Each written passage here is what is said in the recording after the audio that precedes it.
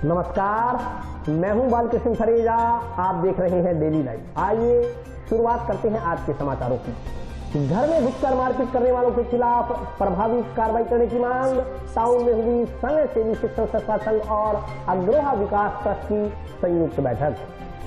आवाज अभियान के तहत सुरेशिया चौकी में आयोजित हुआ जागरूकता कार्यक्रम। महिलाओं और बालिकाओं को कानूनी अधिकारों से करवाया गया अवगत। अंतर्राष्ट्रीय पोलियो दिवस पर रोटरी क्लब ने किया झंडारोहण। क्लब सदस्यों ने पोलियो जागरूकता के लिए किया पोस्टर का विमोचन। सिंचाई विभाग ने खुंजा नहर पर शुरू करवाया घाट निर्माण का कार्य। पूर्वांचल समाज ने जताई प्रसन्नता। अष्टमी के उपलक्ष्य में श्रद्धालुओं ने पूजन कर कन्याओं को खिलाया भोजन। माता दुर्गा से की क्षेत्र की खुशहाली की कामना। और अब समाचार विस्तार से। संघ सेवी शिक्षण संस्था संघ और अग्रोहा विकास ट्रस्ट की बैठक टाउन में आयोजित हुई। बैठक में निजी शिक्षण संस्था संचालक के साथ हुई मारपीट के मामले में आरोपियों के खिलाफ प्रभावी कार्रवाई करने की मांग को लेकर चर्चा की गई। एक निजी शिक्षण संस्था संचालक के घर में घुसकर मारपीट करने व छीना झपटी करने के मामले को लेकर शनिवार को टाउन स्थित अग्रसेन भवन में संघ सेवी निजी शिक्षण संस्था संघ और अग्रोहा विकास ट्रस्ट की एक संयुक्त बैठक आयोजित की गई। बैठक में उक्त घटनाक्रम को लेकर निंदा प्रस्ताव पारित किया गया। मारपीट का शिकार हुए परवीन गोयल ने बताया कि कुछ अज्ञात लोग गुरुवार रात उसके घर में घुसाए और उनके व उनके परिवार के साथ मारपीट की। इस संदर्भ में उन्होंने टाउन थाना में परिवार दर्ज करवाया था, लेकिन पुलिस ने आरोपियों को पकड़कर 2 घंटे बाद ही छोड़ दिया। पीड़ित व्यक्ति ने उक्त मामले की निष्पक्ष जांच करवाते हुए आरोपियों के खिलाफ प्रभावी कार्रवाई करने की मांग की है। वहीं बैठक में उक्त मामले को लेकर पुलिस के अधिकारियों से वार्ता का निर्णय लिया गया। अग्रोहा विकास ट्रस्ट के सदस्यों का कहना है कि पीड़ित परवीन गोयल एक निजी शिक्षण संस्थान का संचालन करते हैं। मोहल्ले के कुछ बदमाश प्रवृत्ति के लोग घर के बाहर मोटरसाइकिलों पर फसाद कर रहे थे। जब परवीन गोयल ने इसका विरोध किया तो उक्त बदमाशों ने उनके घर में घुसकर मारपीट की। इस संदर्भ में पुलिस ने भी कोई सख्त एक्शन नहीं लिया। आरोपियों के खिलाफ प्रभावी कार्रवाई हो, इसके लिए बैठक में विचार विमर्श किया गया। पिछले 2 सालों से मुझे असामाजिक तत्वों ने परेशान कर रखा था। 2 साल पहले वो लोग इकट्ठे होकर स्कूल के आगे खड़े हो जाते थे और गाली गलौज और टुएलट करते थे। मेरे पास टोटल लेडीज था। इससे बचने के लिए मैंने वहाँ कैमरे लगवाए। कोई 10-1 महीने पहले कोई चोरी हुई, उसमें पुलिस के लोग मेरे पास आए, फुटेज मांगी उन्होंने। मैंने उनको वो कैमरे की फुटेज उनको उपलब्ध करवा दी। उसमें उनकी एक्टिविटी संदिग्ध थी। उसके बाद वो लोग शाम को दारू पीकर मेरे को गाली गलौज करने लगे, बोले कैमरे पटवा देंगे, स्कूल बंद करवा देंगे, और इस प्रकार का प्रयास उन्होंने शुरू किया। अब वो उसी रंजिश को लेते हुए परसों रात को वो मेरे घर में घुस के 10-12 लोग थे। पिटाई को लेकर भी प्रभावशाली कार्रवाई हो उन लोगों पे। पुलिस प्रशासन निष्पक्ष होकर कार्रवाई करे।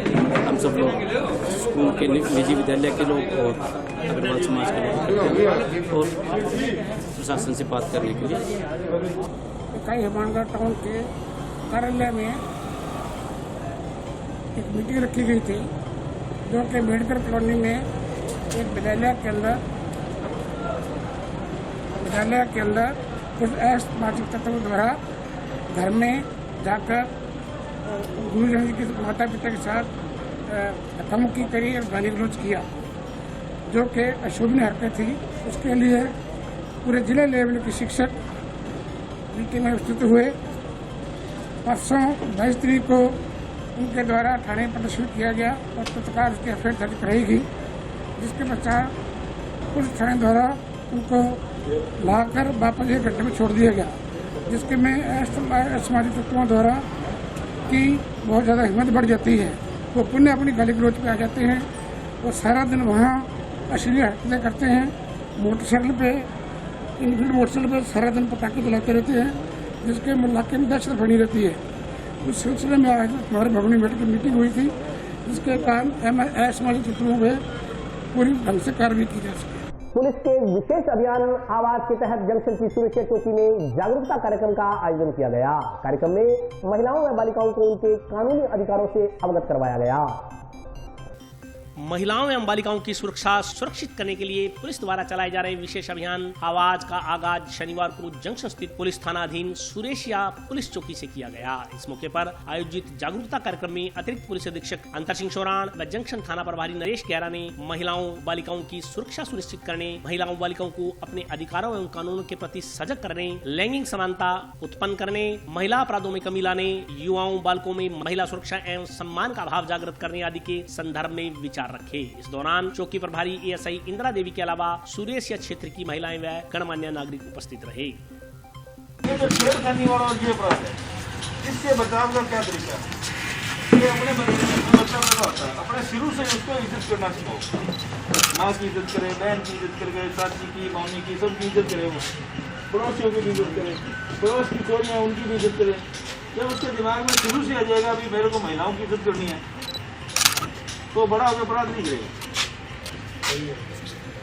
शुरू से अपने उसके दिमाग में ये बात डालो कि भाई तेरे को महिलाओं की इज्जत करनी है। महिलाओं में नानी, चाची, हाँ, बहन सारे आ गए, पड़ोसी सारी महिलाएं आ गई उसमें। जब उसके दिमाग में ये भर दोगे ना तो ऑटोमेटिक सी बात है, बचपन से जो चीज़ सिखाई जाती है वो बड़े होकर आदमी करता ही करता है। आप शुरू में बच्चे को सिखा दो कि पाँव पे हाथ लगाना, वो 50 साल का हो जाएगा ना तो 80 साल वाले को देखते ही पाँव पे हाथ लगाएगा। ये अपने संस्कार है। और आप उसको लड़ना सिखा दो, वो लड़ता ही रहेगा साल। औरत बहुत ताकतवर है।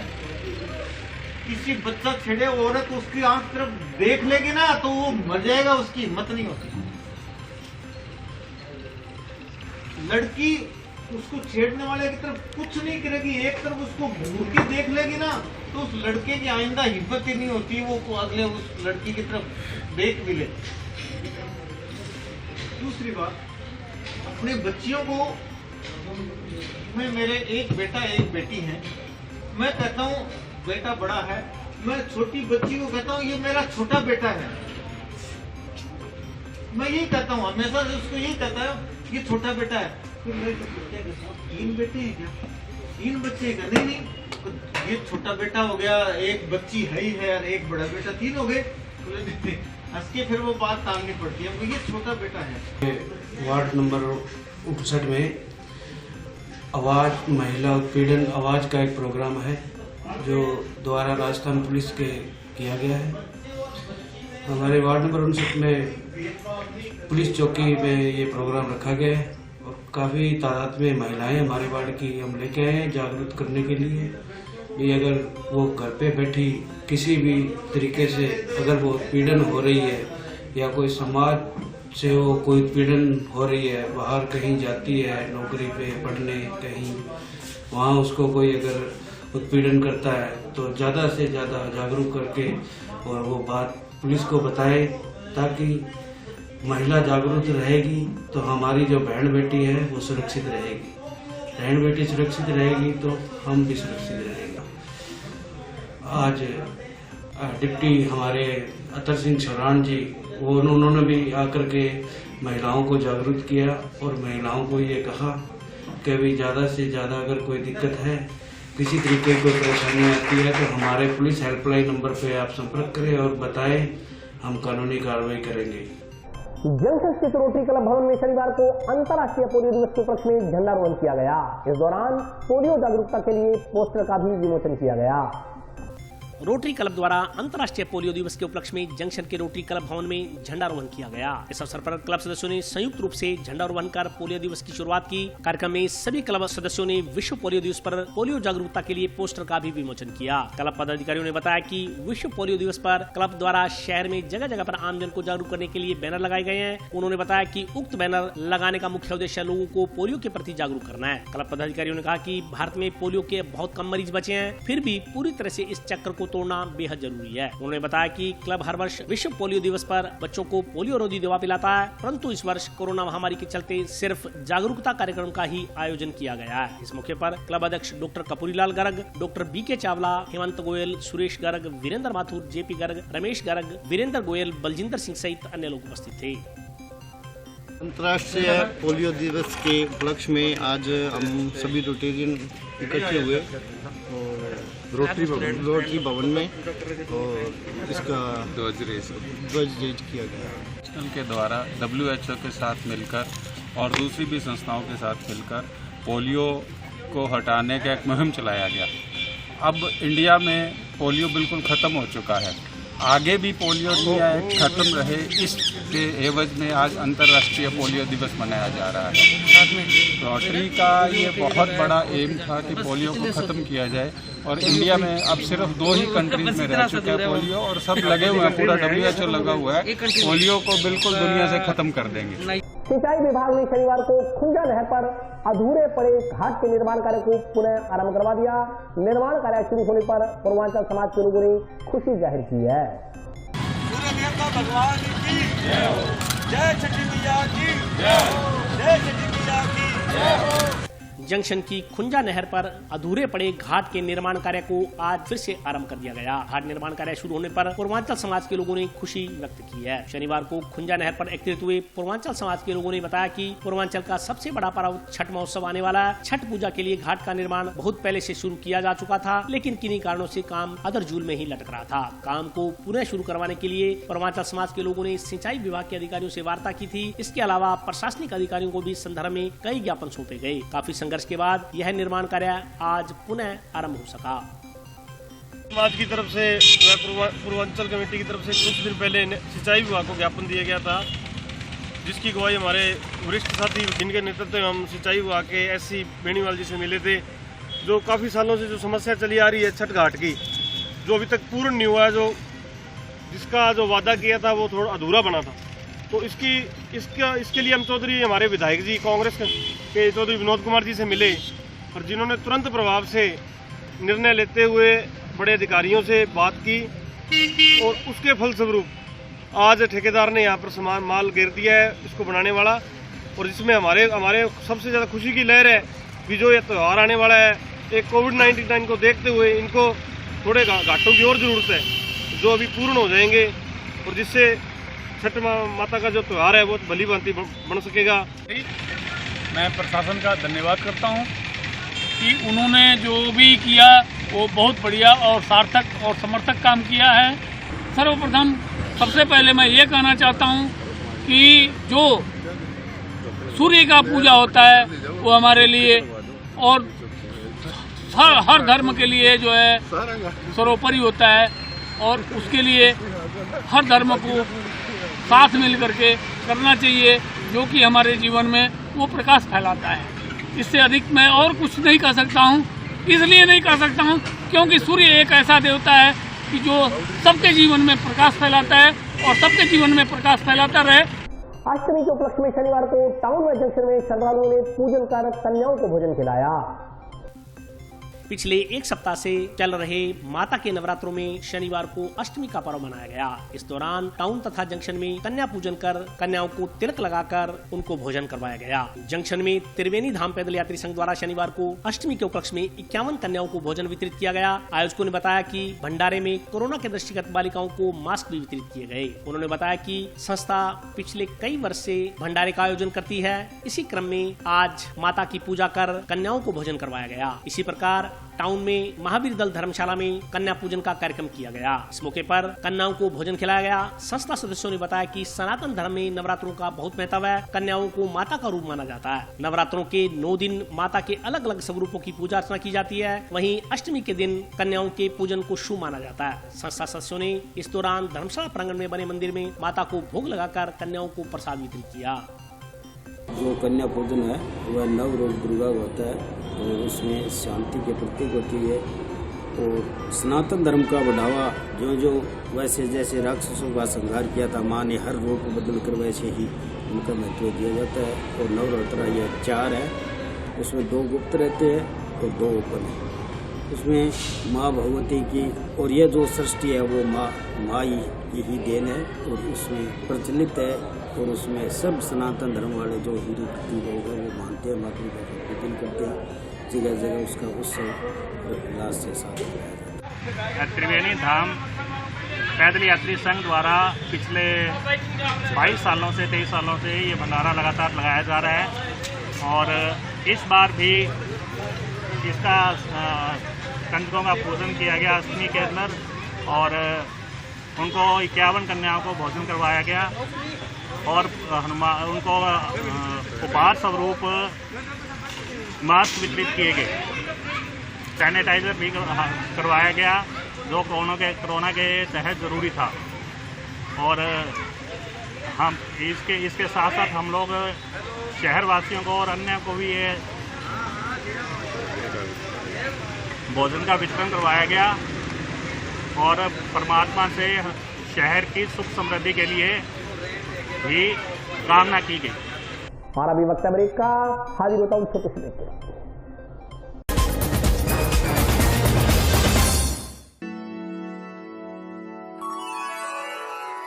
यूं तो कई बार मुझे हंसते देखा है,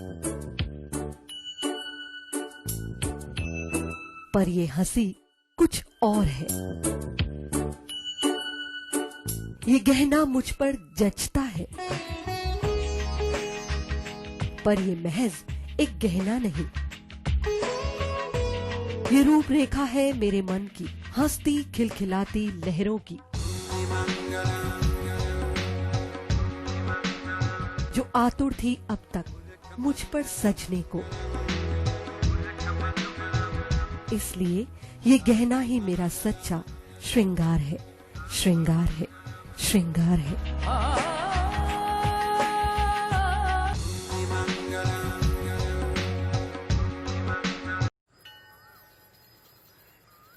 अरे बबलू, लॉकडाउन खुलते ही टहलने निकल पड़े।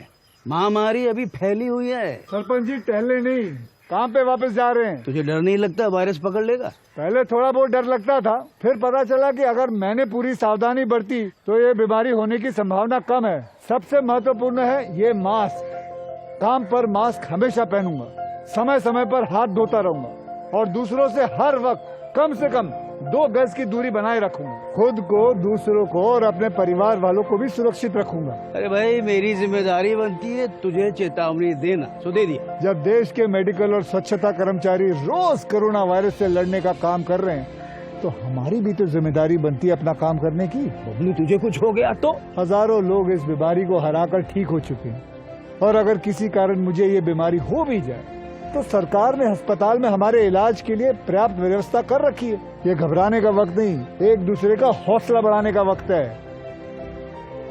अरे ऐसे क्या देख रहा है? तू काम पे जाएगा, मैं नहीं जाऊंगा, नाक नहीं कट जाएगी मेरी। चलो। मास्क। हाँ, मास्क।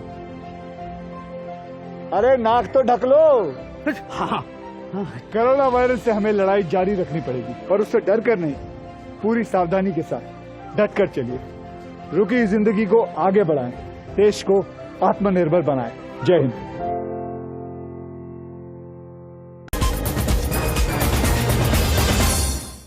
ब्रेक के बाद स्वागत है। आइए नजर डालते हैं अगले समाचारों पर। शनिवार को टाउन के आदर्श विद्या मंदिर उच्च माध्यमिक विद्यालय में होनहार विद्यार्थियों को निःशुल्क टेबलेट वितरित किए गए।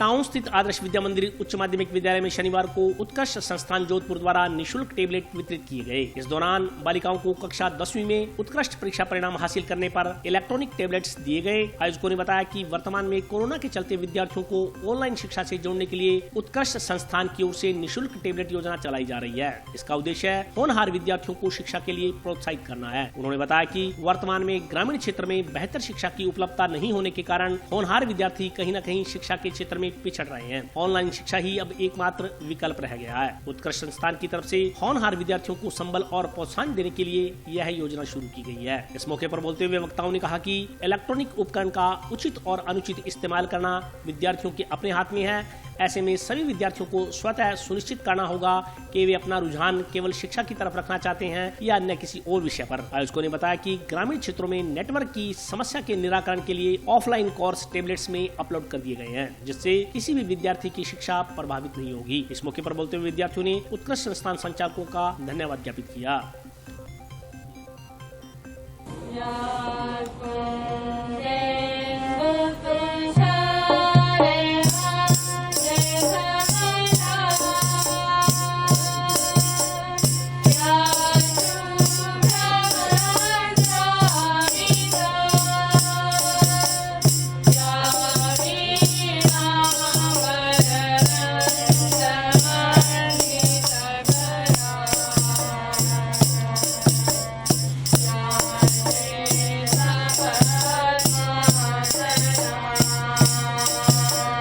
लैपटॉप के माध्यम से आप अपने पढ़ाई के दिनों के अंदर का समस्त जो भी कंटेंट आपको चाहिए वो आपको प्राप्त हो सकता है। और मैं पर्सनली आपसे ये कहना चाहूँगा कि इसका प्रयोग केवल इसके लिए करें कि इस टैबलेट का प्रयोग केवल और केवल पढ़ने के लिए करना है, क्योंकि मनुष्य के अंदर एक चीज होती है, भावना होती है दिमाग में कि मैं इससे ये भी देख लूं, ये भी कर लूं, ये भी कर लूं।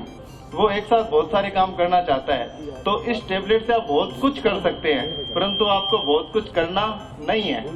इससे केवल और केवल आपके पढ़ने के लिए जो सहयोग आपको हो सकता है, केवल वो लेना है आपको। निर्मल सर और उत्कर्ष परिवार का बहुत बहुत धन्यवाद करना चाहती हूँ, क्योंकि उन्होंने हमें ये टैबलेट वितरण की। इससे लॉकडाउन के कारण हमारी पढ़ाई नहीं हो रही थी और हमारे पेरेंट्स हमें ऑनलाइन एंड्रॉयड गैजेट उपलब्ध नहीं करवा रहे थे, और इस टैबलेट से हम पढ़ पाएंगे और अपनी लाइफ में सक्सेस हो पाएंगे। 11th math PCM. खुश हूँ कि उत्कर्ष परिवार ने हमें आदर्श विद्या मंदिर हनुमानगढ़ में टैबलेट वितरण किया है, जिससे कि हम अपनी आगे की स्टडी सक्सेस कर सकते हैं और अपनी लाइफ में कुछ बड़ा करके दिखा सकते हैं। और मैं उत्कर्ष परिवार को धन्यवाद बोलना चाहती हूँ कि उन्होंने बच्चों के लिए इतना बड़ा कदम उठाया है। 10th क्लास में हूँ, जो कि मैंने एग्ज़ाम दिया। 11th में मेरे पास 8 सब्जेक्ट हैं और मैंने 10th में 92.17% प्राप्त किए हैं। हमारे निर्मल सर का जो सपना था, वो सपना ये था, उन्होंने भी एक छोटे से कमरे से शुरुआत की थी और आज वो इस पूरे भारतवर्ष के एक ब्रांड एम्बेसडर बन गए हैं शिक्षा के क्षेत्र में। लेकिन अभी भी उस पूरी एक प्रणाली को अभी तक भी उस सुचारू रूप से कार्यरत नहीं होता देखकर उनके मन में एक विचार आया कि मेरी कई ऐसी गांव की बहनें और बच्चियां हैं जिनको अभी भी वो शिक्षा जो एक शहरी निवासी को मिल पाती है नहीं मिल पा रही है। और ये ठेस, ये कसक उनके दिल को इस प्रकार लगी कि उनकी रातों की नींद उड़ गई, दिन का सुकून उड़ गया और पूरे के पूरी शिद्दत के साथ में उन्होंने अचानक से नहीं, पूरा सोच समझकर ये एक डिसीजन लिया कि मेरे द्वारा हो या नहीं हो, लेकिन उन बच्चों को शिक्षा मिलनी ही चाहिए जो वाकई में जरूरतमंद है, जो नीडी है, and they have right to education. अब जिस प्रकार से एक सरकार जो काम करती है वो हमारे उत्कर्ष की एक छोटी सी पहल हमारे द्वारा की गई है। अब ये 1000 टैबलेट का जो इनके मन में विचार आया कि एटलीस्ट ये 1000 बच्चियां अपने जिस क्षेत्र में होंगी वो एक दूसरे से 10,000, 5,000, 20,000, 25,000 लोगों को जोड़ेगी और इस उत्कर्ष के माध्यम से इनको शिक्षा प्रदान की जाएगी। टाउन के वार्ड संख्या 41 में शनिवार को सीसी सड़क के निर्माण कार्य का शुभारंभ किया गया। सड़क निर्माण कार्य में करीब 18,36,000 रुपए की लागत आएगी। टाउन धानमंडी स्थित बैंक ऑफ बड़ौदा के सामने वार्ड नंबर 41 में शनिवार को लगभग 19 लाख रुपए की लागत से बनने वाली सीसी रोड का निर्माण कार्य आरंभ किया गया। इस मौके पर नगर परिषद के अय्यन सुभाष बंसल ने बताया कि पूर्व में नगर परिषद द्वारा इस रोड से अवैध कब्जे हटाए गए थे। इसके बाद इस रोड की चौड़ाई 15 फीट से लगभग 31 फीट हो गई है। यह पूरी सड़क खस्ता हालत में होने के कारण सीसी रोड निर्माण कार्य आरम्भ करवाया गया। इस मौके पर वार्ड पार्षद के अलावा नगर परिषद सभापति गणेश बंसल, विजेंद्र साई, मुश्ताक टाक, सुनील ढाका, रणजीत बराड़, रमेश कुंबर, संदीप सिद्धू, सेवक मान, अमित गोदारा सहित अन्य वार्डवासी मौजूद थे। आज दिनांक 24/10 रामनवमी के दिन इस सड़क का जो उद्घाटन है, शिलान्यास माननीय सभापति महोदय, उप सभापति महोदय द्वारा यहाँ किया गया है। इसमें हमारे जो 18.36 लाख रुपए की सड़क का निर्माण किया जाना है, जिसमें 6 मीटर चौड़ाई में सीसी रोड है और 1-1 मीटर साइड में इंटरलॉक है और नाली निर्माण करवाया गया है। यहाँ काफ़ी कब्जे थे, जिसको हटाकर पूरी चौड़ाई में करीबन 8 मीटर चौड़ाई में इसको सड़क को बनाया जा रहा है, जिससे लोगों को काफ़ी राहत मिलेगी। श्रद्धालुओं द्वारा जंक्शन स्थित करणी माता मंदिर का स्थापना दिवस श्रद्धापूर्वक मनाया गया। जंक्शन के वार्ड संख्या 60 स्थित करणी माता मंदिर का स्थापना दिवस श्रद्धापूर्वक मनाया गया। इस अवसर पर श्रद्धालुओं ने महाआरती के बाद माता के भजन गाकर ईश्वर का गुणगान किया। श्रद्धालुओं ने बताया कि पिछले कई वर्षों से मंदिर परिसर में स्थापना दिवस के साथ ही माता का जन्मोत्सव भी मनाया जा रहा है। इस बार कोरोना के दृष्टिगत कार्यक्रम को संक्षिप्त रखा गया है। श्रद्धालुओं ने कहा कि यह माता की कृपा है कि हनुमानगढ़ कोरोना के प्रभाव से बचा हुआ है। इस मौके पर श्रद्धालुओं ने माता की आरती कर क्षेत्र की खुशहाली की कामना की।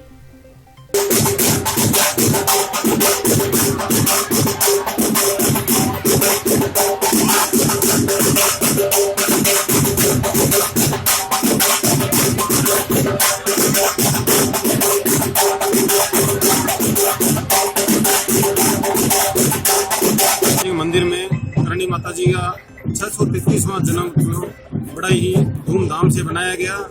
सभी वार्डवासी इसमें सम्मिलित थे और माता रानी की कृपा से ही कोरोना काल में सभी वार्डवासी माता जी की कृपा से ही बचे हैं और किसी के कोई आंच नहीं आई।